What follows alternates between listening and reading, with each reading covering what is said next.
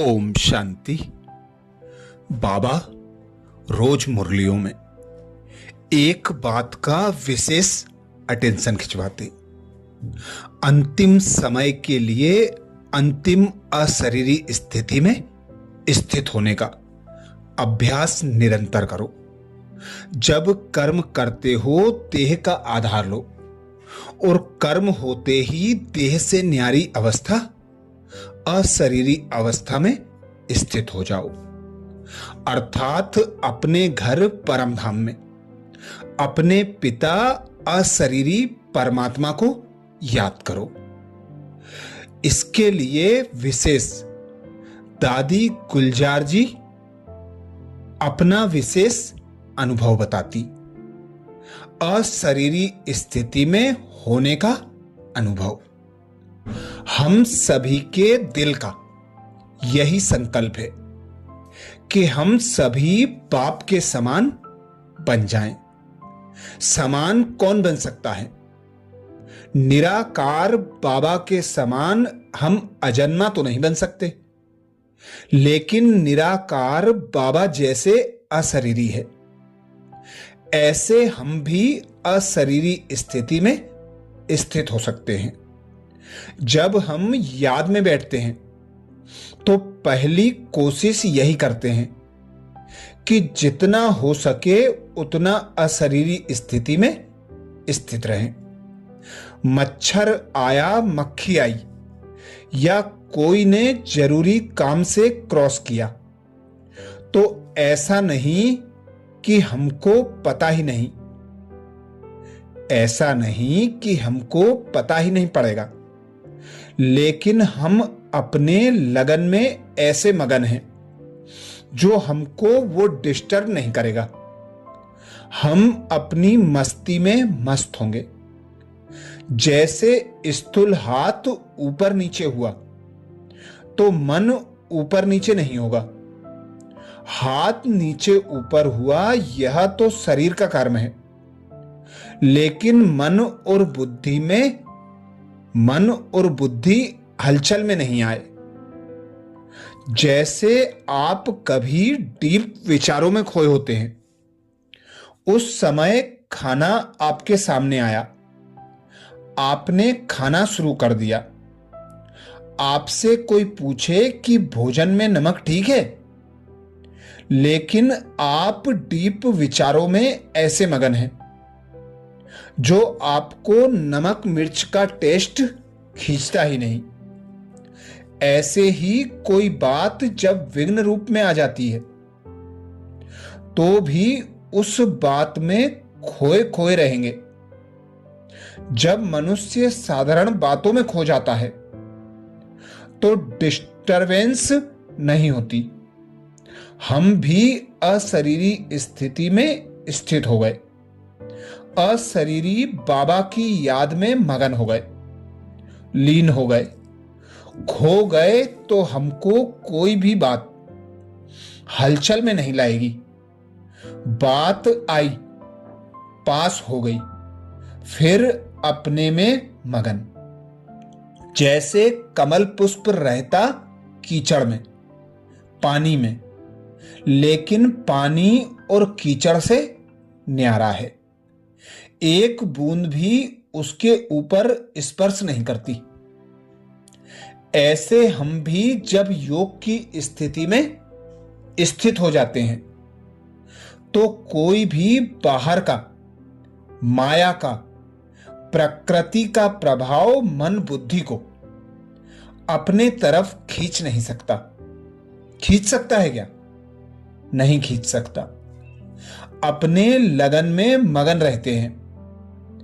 इसको कहते हैं अशरीरी स्थिति का अनुभव। दूसरी बात, जैसे बाबा अवतरित होता है, शरीर में प्रवेश होता है, साकार बनता है, लेकिन है बिल्कुल न्यारा। इसी रीति बाबा हमको कहते हैं कि तुम आत्मा भी शरीर में अवतरित हुई हो, तो अपने को अवतार समझो। अवतार का अर्थ ही है जो अवतरित हुआ हो। जैसे मैं आत्मा परमधाम से आई, शरीर का आधार लिया, कर्म कर रही हूं लेकिन मैं न्यारी हूं। अपना लौकिक जन्म आदि सब भूल जाओ। अभी मरजीवा जन्म लिया है। मर जीवा माना मरकर जीना। हम यह नहीं कहेंगे कि हम कलयुगी हैं, हम कहेंगे हम संगम युगी हैं। यह हमारा नया जन्म है, माना हम शूद्र जीवन से मर चुके और ब्राह्मण जीवन में नया जन्म है।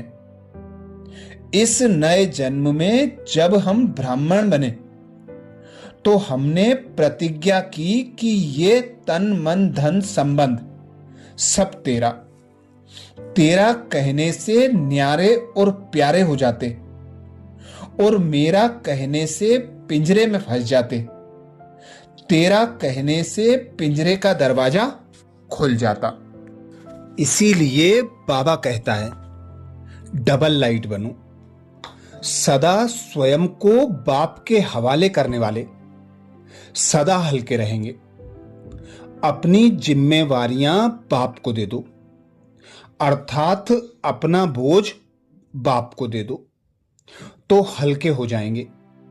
बुद्धि से सरेंडर हो जाओ। अगर बुद्धि से सरेंडर होंगे तो और कोई बात बुद्धि में नहीं आएगी। बस सब कुछ बाप का है, सब कुछ बाप में है, तो और कुछ रहा ही नहीं। डबल जिम्मेवारी होते भी डबल लाइट रहो। डबल लाइट रहने से लौकिक जिम्मेवारी कभी थकाएगी नहीं, क्योंकि ट्रस्टी हो।